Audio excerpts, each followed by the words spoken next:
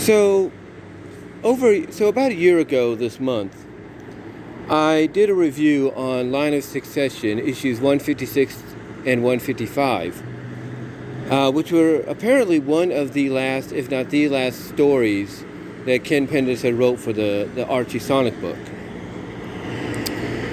And in that story, a revelation was made. A revelation that the Antoine that we had seen up to that point wasn't exactly Antoine. It was Patch. Now, for us as readers, we already kind of knew this when 150 came around, and the Sonic we saw flirting with all the girls there in 150 was actually evil Sonic, later on to be known as Scourge from Muebus. This is how we found out about the switch, where he basically banished, I guess you could say, evil Antoine Patch to Mobius, but to basically hide any suspicion of of evil Antoine Patch's disappearance, he decides to kidnap the real Antoine Prime, from Mobius to take Patch's place in Muebus. Now, with us as the readers pretty much knowing this, and this being followed up on in 151, because when Sonic basically posed as evil Sonic, thanks to, again, a similar situation, is fighting off the evil freedom fighters, the suppression squad, we see Antoine there, and the thought bubbles are thinking, wait a minute, could this be my Sonic from my world in a similar situation? But he wasn't sure. He wasn't sure yet, but he started to think, could this be him? I don't know. I can't take a chance. So anyway, from 150 and 151, we pretty much had our answers as to what was going on. But for the characters in story, they didn't. They didn't know what was going on. They didn't have any idea what was going on right in front of them. And it wouldn't be until this storyline that we got our answers. Because I think over time, after 150 and 151, with the revelation that the Antoine in Mobius Prime was evil Antoine, since basically the gloves were off, if you will. The writers, and I think mostly Ken Penders, decided to roll with it, and we started to see more of evil Antoine kind of show himself, but not in front of the freedom fighters, not in front of Sonic, not in front of like Bunnie, Sally, or anything. He just started to kind of show himself when they weren't around. And what's interesting about this situation is we knew it was probably going to build to something, we just didn't know what, now that the revelation was out there. And in Line of Succession, it did. Basically, the king, thanks to evil Antoine poisoning him during the world tour, had to basically give up the throne, and since Elias pretty much forfeited his right to the throne at the time, pretty much gave up his right at the time, many issues ago, to live a life of peace in a village as a carpenter, as a lumberer, if you will, a woodsman. Sally automatically became next in line. It's kind of like with, the royal family right now. Because Harry and Meghan decided to, be their own people, and move out to the United States, into California and all that, they pretty much forfeited, Harry forfeited his right to the throne after William. So William, even though he's second in line now after King Charles, Harry automatically would have been third, but because he gave up his birthright, William's children are instead next in line. And now I know you might say, well, that doesn't make sense. Well, because of what happened, Harry is still in line, but he's more like fifth in line. So it's going to be a long time before he even sees the throne, if he does. But how it ties in here with line of succession. Hold on for a sec. I have to unlock my phone again, make sure the recorder's working. But like I said, the way it kind of ties in here with line of succession is basically because Elias gave up his right, because he just couldn't, do it anymore. He just could not lead anymore, because of course he was being manipulated by Geoffrey St. John at the time, in his role, and he was not ready for it. He gave up his right. So Sally, by default, went back to, her original position before Elias and her mom were found on Angel Island. So Sally was once again the next in line because Elias had forfeited his right. So because of that,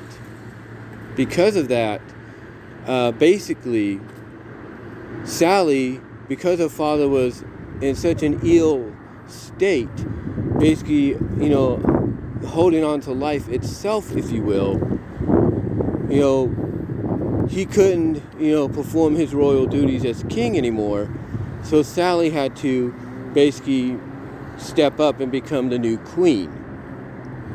And, and unfortunately, and even though beforehand she never wanted to, she had no choice. And you got to remember, Sally still was getting over an emotional state that she was in. She was getting over a breakup with Sonic that she had gone through, that thankfully later on, people like Ian Flynn, and to an extent towards the end of his run, Ken Penders, tried to fix, but mostly Ian Flynn did that.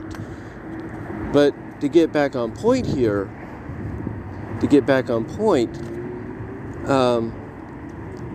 basically,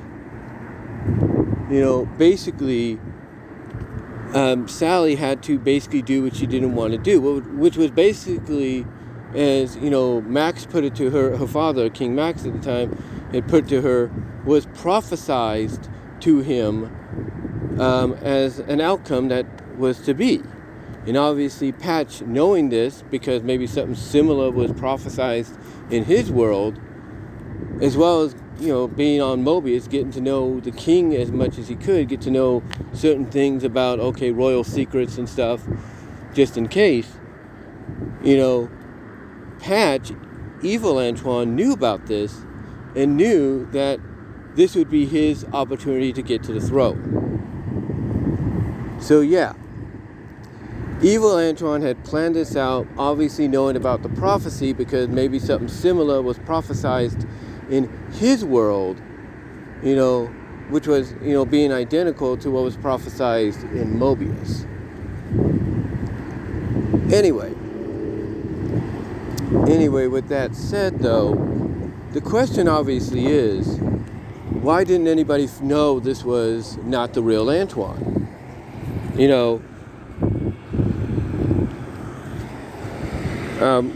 Why didn't anybody know that this was not the real Antoine?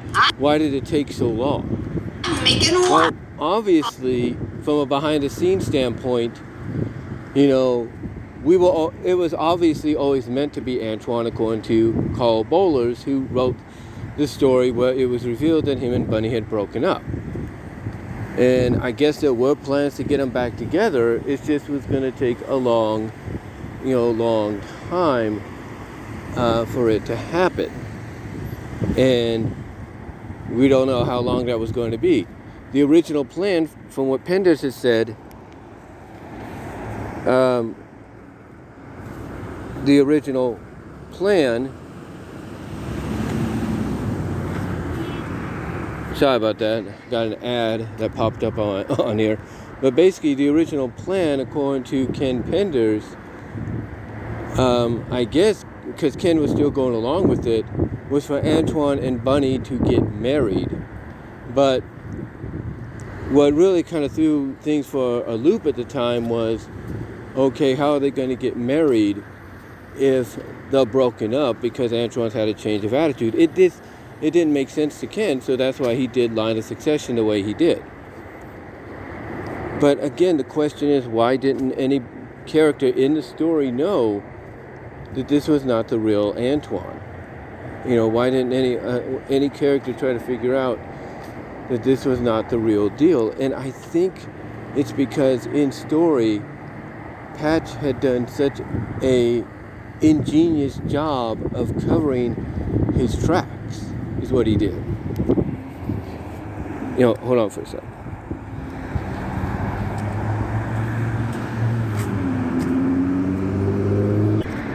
And like I said, Patch had done such an ingenious job of covering up his tracks that nobody could tell the difference. All they could probably tell is Antoine suddenly, got wounded and got a scar in battle, got injured, wounded in some kind of battle that they were a part of, and he suddenly just went dark. He just went, in a different direction. And because he went in this different direction, he broke things off with Bunnie. So, so he, like I said, he kind of covered his tracks a little bit. Hold on for a sec. Like I said, he's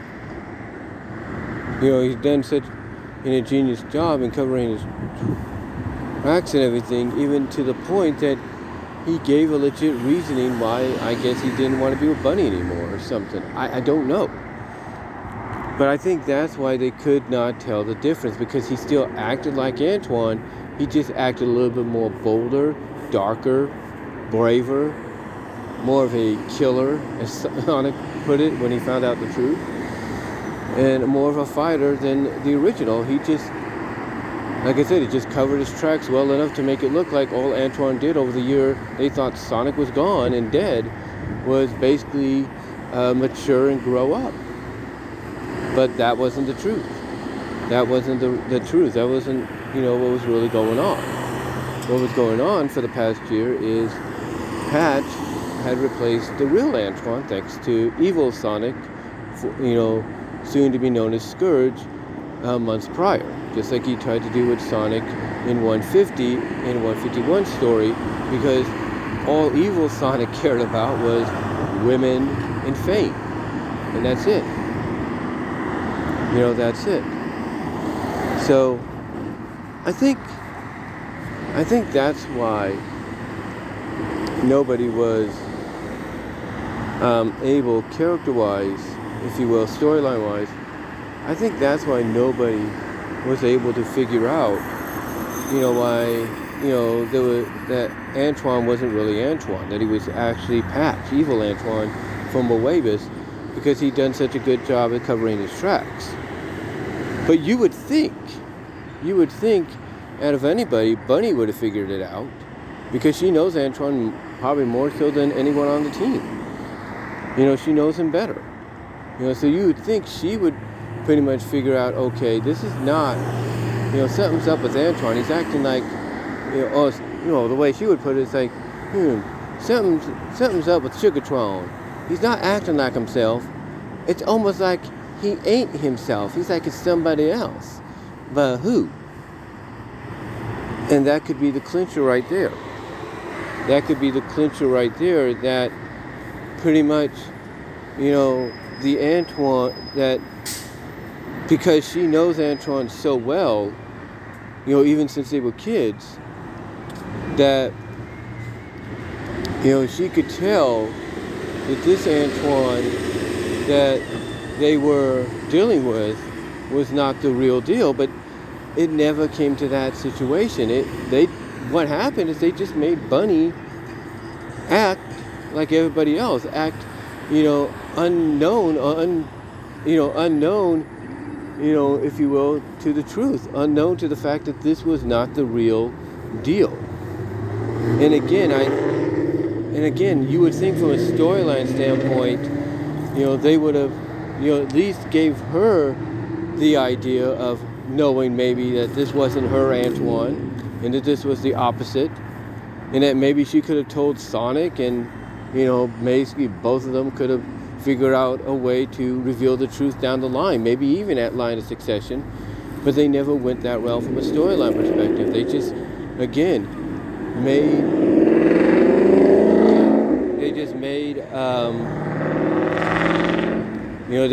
Bunnie, like I said, they basically made Bunnie like Sonic. Even when he came back, basically made them gullible to what was in front of them, to the truth.